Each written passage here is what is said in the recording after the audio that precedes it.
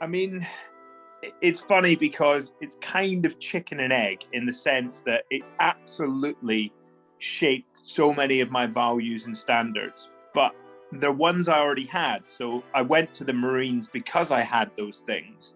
I had that sense of service. I was quietly determined.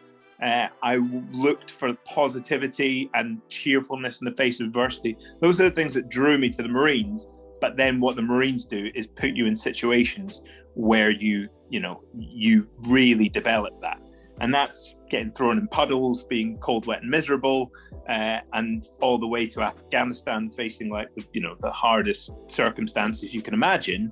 And obviously my injuries in amongst that. Those were situations where I had been drawn to because of the values that I had, but they aligned with the Marines. And then what I'm saying is those things have stayed with me well beyond that, and that heightened the amount of it. So yeah, my day-to-day life now, it is that sense of looking for the positive, looking for the silver lining in any situation, having that sort of positive drive, that relentless pursuit of excellence, determination, never giving up, because it's worth it in the end.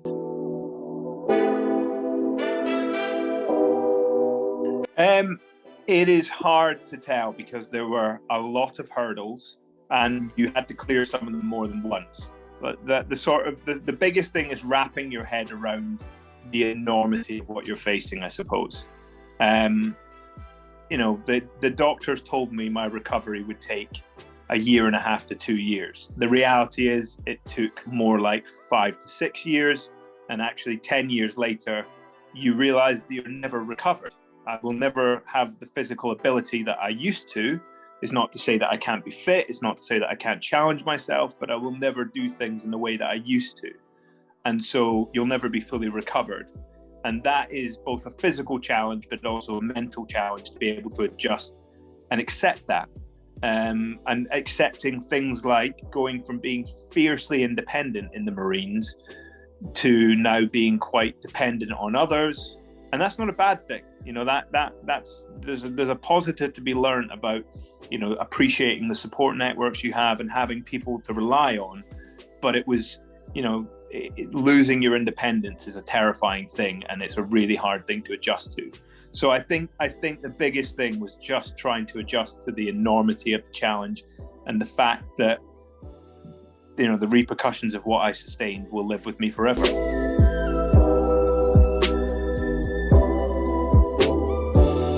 Amazingly, with my mental health, I just happened, I think, to do the right things.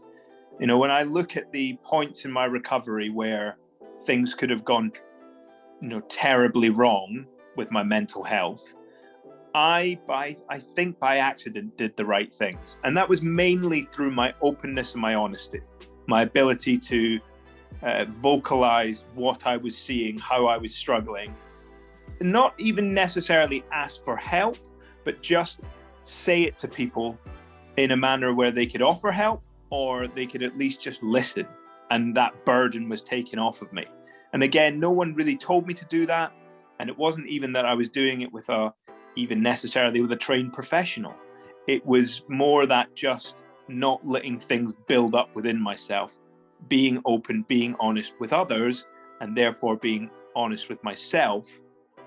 That, when I look back at it, was what has steered me away from some of the catastrophic outcomes that sadly some of my friends have suffered from, are suffering with.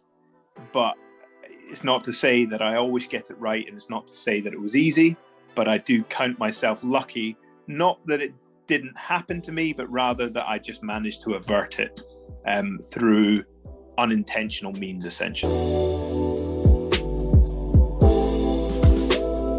I mean, the Invictus Games were the most sort of critical catalyst point in my recovery. In some ways, it was sort of where it all began to, I think, make sense or come good.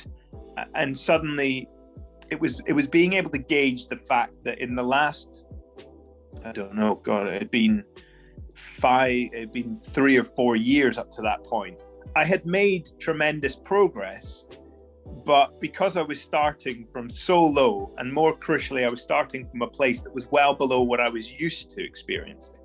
So, it was always sort of, I want to get back to normal. I want to get back to feeling like myself. I want to get back to, having the ability that I had before. But time had passed. Actually, what you want is to progress within that time. And so the Invictus Games was the first moment where I actually felt like I had begun to surpass my expectations of myself. And that was actually more like what it used to be. I used to go out and challenge myself and really push myself. That's what the Marines was. And so the opportunity to pull on a uniform and represent my country, win medals, that was me suddenly achieving something which I never really thought possible even before my injuries. So that was an amazing thing. But I suppose the other part of it was it gave me a real understanding and an appreciation of the world that I was living in, e.g. the sort of, veteran recovery space, and just how powerful it was. I'd taken for granted this incredible inspiration I had around me. Invictus was branding that up. It was trying its best to basically bottle that so that you could give it to others.